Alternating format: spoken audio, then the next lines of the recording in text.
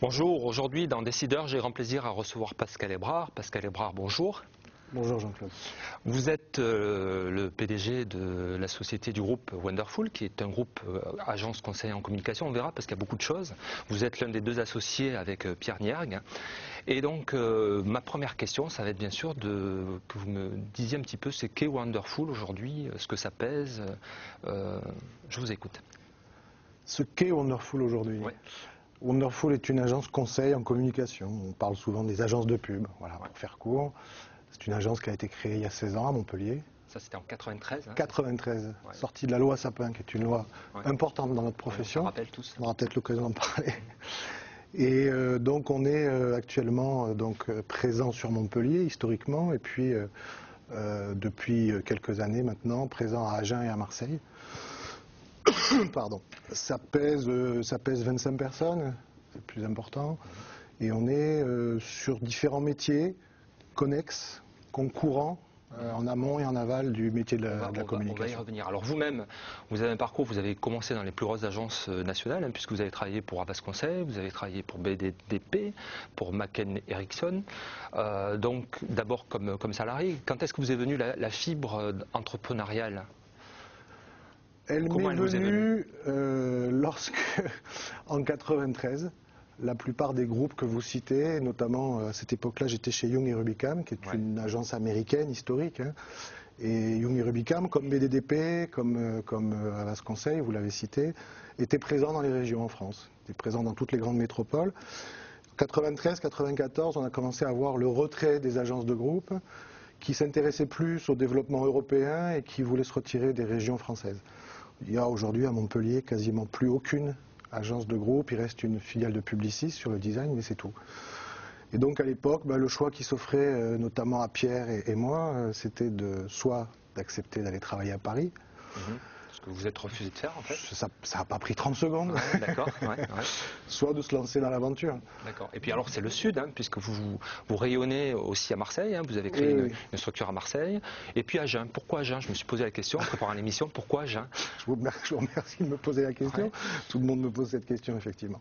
Alors pourquoi Agen? Pour deux raisons. La première, c'est que Agen a créé une très belle zone d'activité qui s'appelle l'agropole d'Agen. Et donc qui est centré sur les métiers de l'agroalimentaire. Il n'y a pas que du pruneau en fait. Il n'y a pas que du pruneau à Agen, exactement. Qui est surtout à Sainte-Livrade d'ailleurs.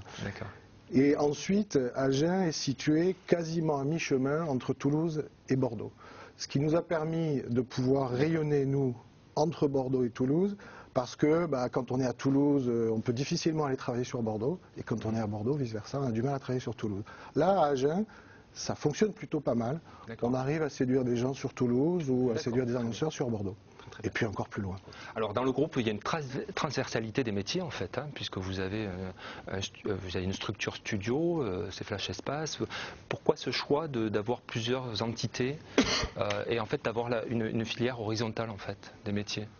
C'est un choix qui s'est fait un petit peu au fur et à mesure du développement. Pour tout vous dire, quand on a démarré cette aventure il y a 16 ans, on n'imaginait pas du tout se retrouver à 25 aujourd'hui. C'était pas franchement le business plan qui était écrit.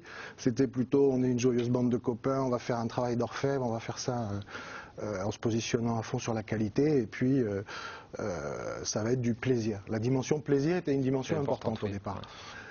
Et il se trouve que grâce à certains gros comptes qui nous ont fait confiance, on a été amené à gérer cette croissance. On s'est rendu compte au fur et à mesure qu'il y avait des besoins qui étaient exprimés, qui n'étaient pas toujours remplis. Dans notre métier, il y a deux grandes facettes. Il y a la facette conseil et puis il y a la facette production. Et il y a un vrai marché en région, parce que le marché régional est toujours un peu atypique par rapport au grand marché publicitaire national. Et il y a un gros besoin en production qui ne nécessite pas nécessairement l'intervention du conseil.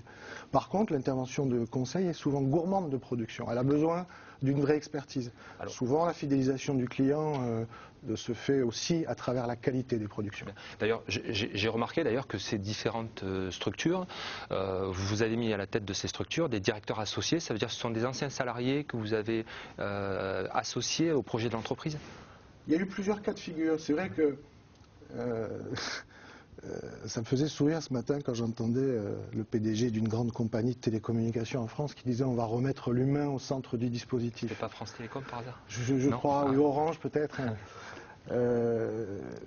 Ça me faisait sourire amèrement quand même, ça me faisait sourire jaune parce que moi, réellement, c'est au fond de mes convictions, quel que soit le métier, que ce soit industriel ou que ce soit du service et du conseil, je considère que l'humain est au centre du dispositif. Et j'ai jamais voulu que l'entreprise soit justement liée à l'homme clé. Ce qui est important pour moi, c'est la pérennité de cette entreprise et c'est aussi la transmission de cette entreprise. Je suis encore jeune, j'ai pas encore, j'ai 47 ans, donc il n'est pas question pour l'instant de prendre la retraite, mais d'abord cette entreprise, je ne souhaite pas la vendre et je souhaite pouvoir la transmettre à des gens qui nous suivent et qui nous font confiance depuis longtemps.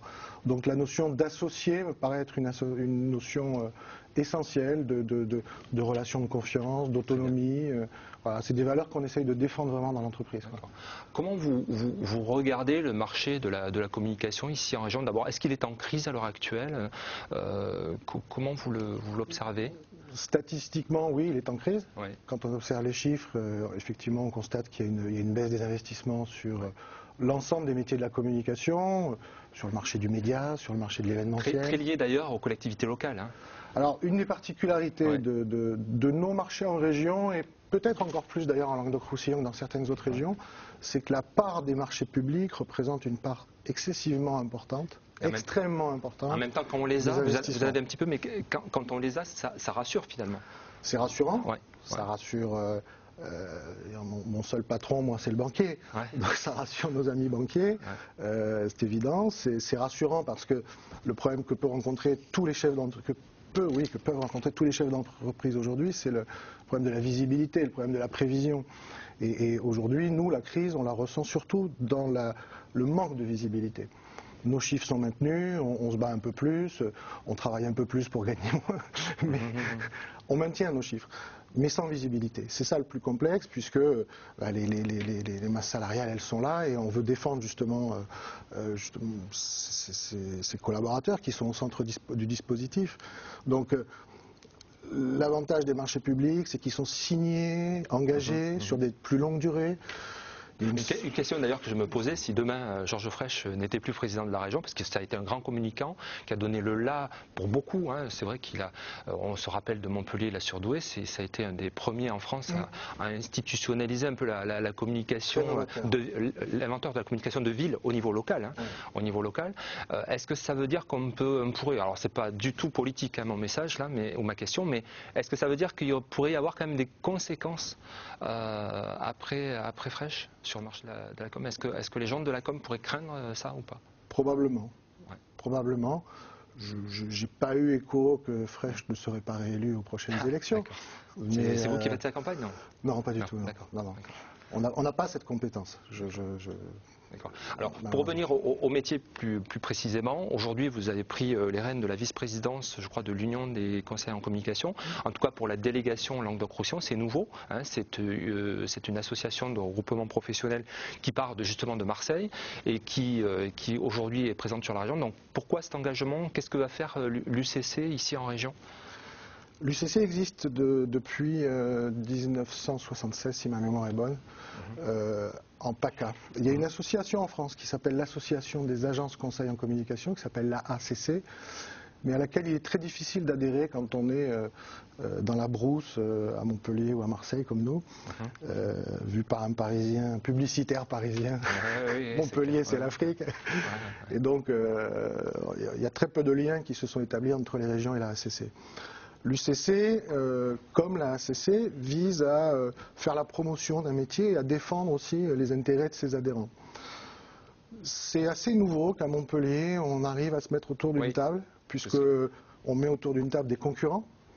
Et l'idée est de dire à tous ces gens-là, on n'est pas nécessairement concurrents et notre intérêt collectif, c'est de faire évoluer une profession, c'est de travailler sur la formation, c'est de travailler sur le plan de l'encadrement juridique, c'est de respecter une certaine éthique de la profession. Ouais. On n'a rien inventé.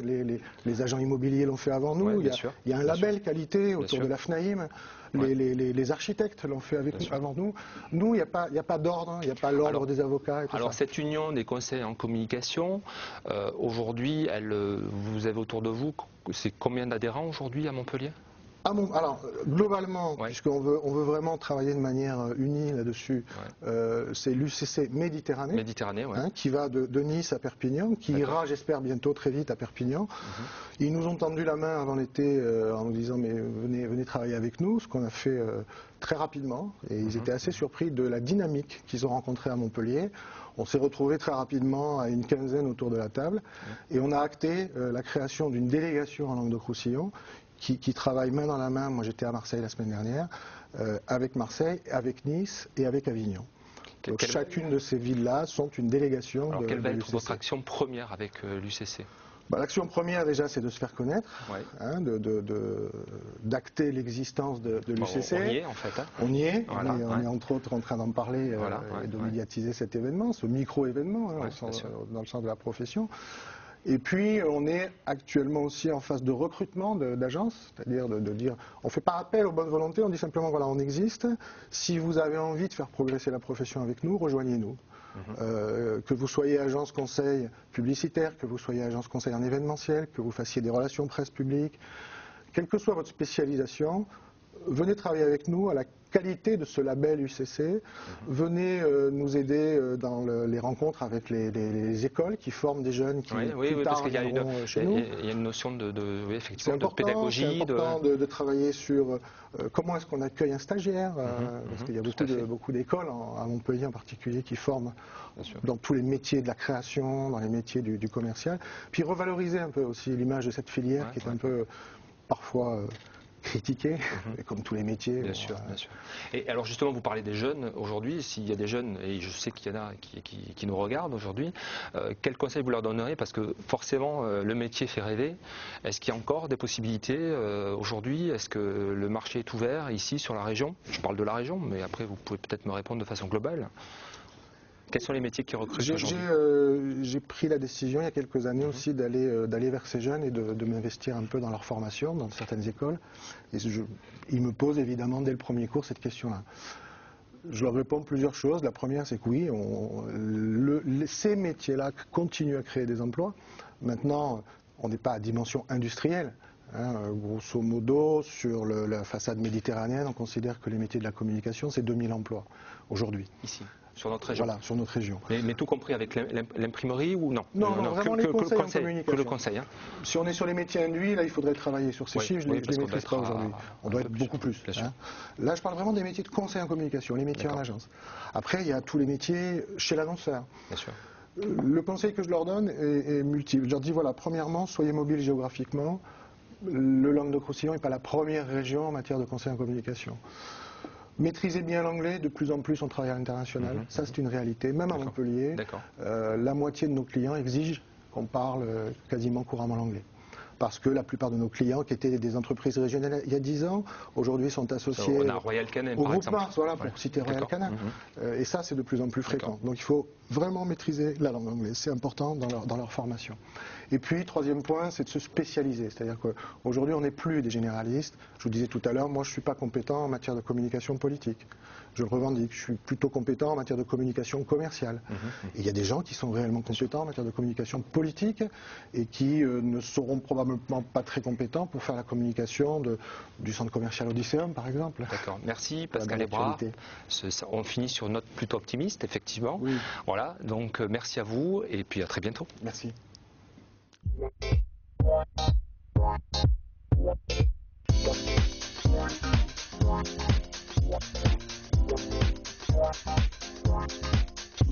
Have me